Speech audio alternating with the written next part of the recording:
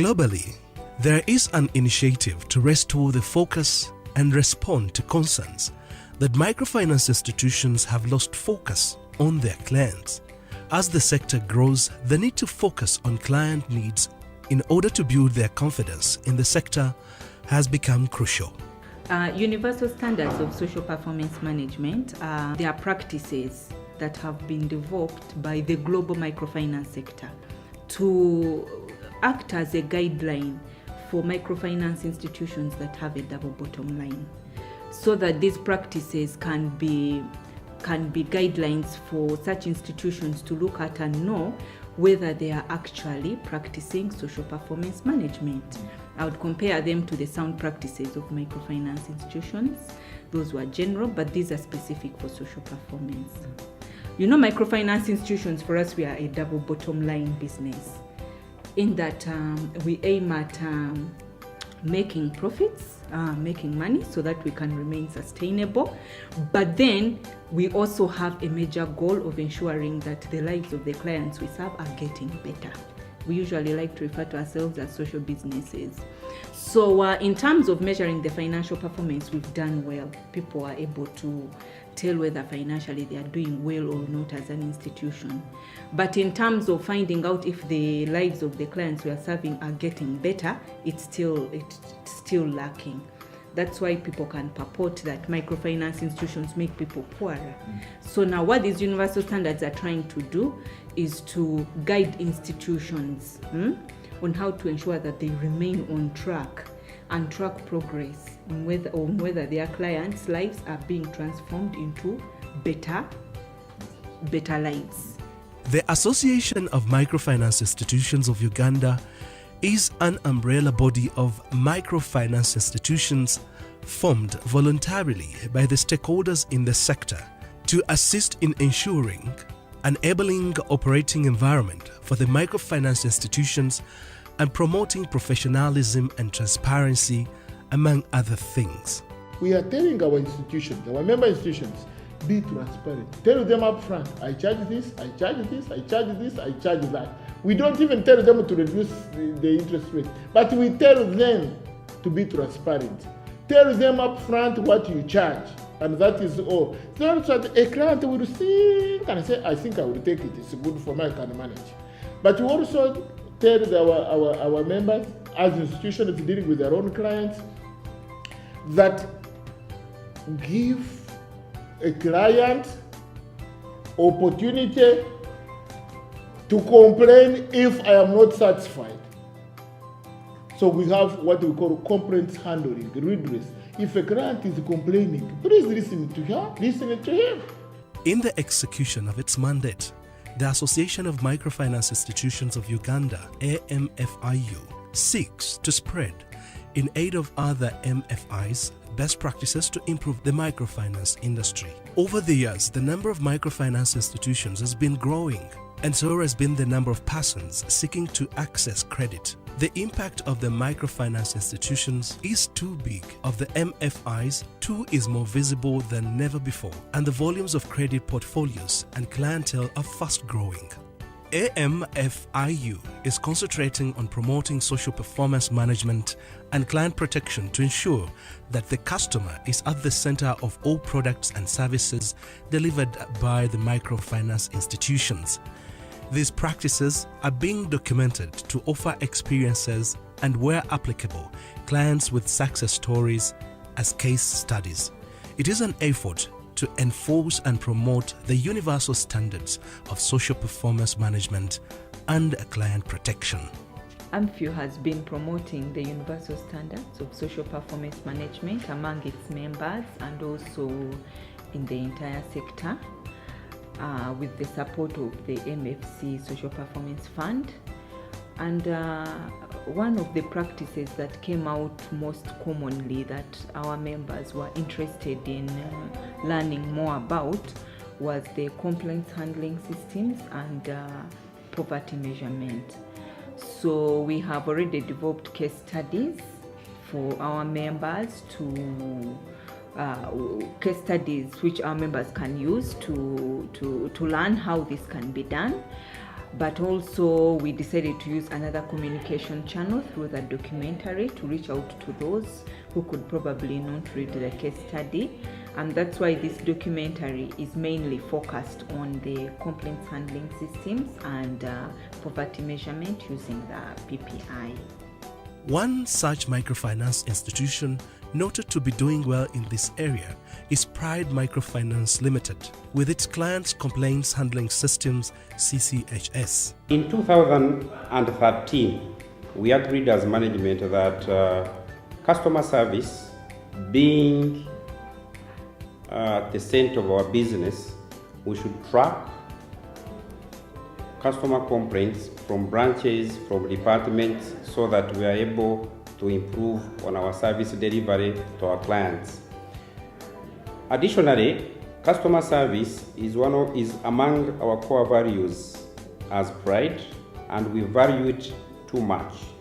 Pride Microfinance has registered impressive number of client cases, a clear indication that customer feedback is critical in informing policy implementation and shifts for client benefit and credit impact. We receive complaints through different avenues. Sometimes a customer will come and complain in person, verbally. Sometimes they'll take time to record it in our registers or through a third party. So whichever way we receive a complaint, we make sure we get back to the complainant for them to clarify the details, just so we get out what they're trying to bring out.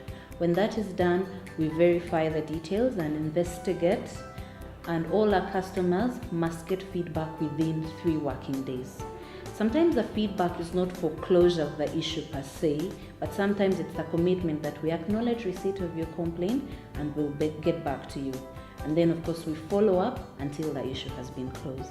Provision of a platform and easier channels through which clients can have their complaints addressed is hyped to improve performance and client satisfaction in microfinance institutions. How far, for example, does your service provider relate to you? How often do they seek to hear from you? And how easy have you found it to state a complaint and you are sure it will be professionally handled? Sometimes we receive complaints where a customer opts to remain anonymous. So in that case, we'll focus on what they're trying to highlight. So we'll try and resolve the issue. Though of course at that level, we don't deal with it at branch level. Sometimes we want to check and see, is it happening elsewhere, so that we address the issue at a network level. Being in a service industry, it's important that clients know they have a right to complain, and yes, they are aware of that right. And we have clients' rights notices displayed at all our branches, showing clients what their rights are and the different channels through which they can express dissatisfaction. These notices also have up to 5 different contacts that customers can use. And then we also use the fact that the customers we meet on a weekly basis, the group customers, we emphasize that, and also at our workshops and customer training workshops, we emphasize that. What then are the challenges of the system, and what lessons does it offer? The challenges so far within the system has been with some clients where they don't record their personal details, but they raise an issue. And as an institution, we don't go to a person, we go to an issue, we handle an issue. And we've been able to address those issues. And the feedback, the way we address the issue, has not only benefited that very client who raised it, but has also benefited the entire system in our branches. But in all this, the end to ensure efficiency in service delivery through proper loan impact assessment is key. Precisely, not all microfinance institutions consider this very highly, yet it is the sole reason clients access credit. It is also true that quite a number of clients who access credit divert its use from that declared in their applications for credit facilities. Vision Fund Limited devised one of such tools to track client progress called the Progress Out of Poverty Index, PPI. As Vision Fund Uganda, in the view of reaching out to the intended group of customers wanted to serve, wanted to realign our mission to what we are doing as Vision Fund Uganda, and we discovered that a number of things we needed to do during that time. And this was 2012, where AMFIU supported us with a consultant to do a social audit on how we are moving on as far as capturing social indicators is concerned. We discovered that one of the important things we were not capturing very well was the definition of who our target group of customer was. And according to our mission, as Vision Fund Uganda, we are saying we are targeting those we are calling low-income entrepreneurs. And from the results of the social audit, we discovered that we needed to implement the use of the PPI scorecard to be able to capture these social indicators from the categories of people we are serving, such that we can have a clear definition of who a low-income entrepreneur is. So we conducted a social audit in 2012. The results were analyzed and the report was delivered by AMFIU. And from there, we agreed that we needed to start on a new era of social performance management, of which PPI is inclusive. Few clients would want the lender to follow them up to the use of loans once acquired. Microfinance institutions therefore have to carefully design such a tool, and at Vision Fund, they say financing your vision. This inspires them to follow up to customer progress so they achieve their vision, the driving motive in credit acquisition. Currently, we are using the PPI tool to just have a clear definition of who a low-income entrepreneur is. And basically, how we are implementing it in the field, we are using what we are calling a PPI scorecard. We've incorporated it in the application forms for all customers, and we are only carrying out the PPI to only new customers at the moment joining the institution to have a clear definition of who they are. Now, during the appraisal in the field, our loan officers administer the 10 PPI questions to all new customers, and this exercise takes less than 5 minutes. Most staff, most field loan officers have actually used between 2 and 3 minutes to ask all the 10 questions. And when we collect that data, it is brought at the branch, where we have a data entrant at the branch who uses the PPI Excel sheet to consolidate whatever has been collected from the field, and then it is forwarded to head office. Currently, we have 15 collection centers where we are collecting all PPI data information, and at branch levels, they actually post it to the Excel sheet, and then they send it to the office, to the head office, to me as the PPI focal person here at Vision Fund Uganda, where I actually consolidate the information or the data from all the 15 collection centers, and then we put it together. And then finally we report to our PPI VFI manager who sits in South Africa. That is how actually we are implementing it. A look at the change in tracking of client progress from the credit accessed, the progress out of poverty index, and how the success stories can be replicated for other microfinance institutions is a goal that AMFIU seeks to achieve each day. Disseminating this information to a wider audience is very critical for us. Because we want to ensure that this kind of information is not only consumed or received by only the members.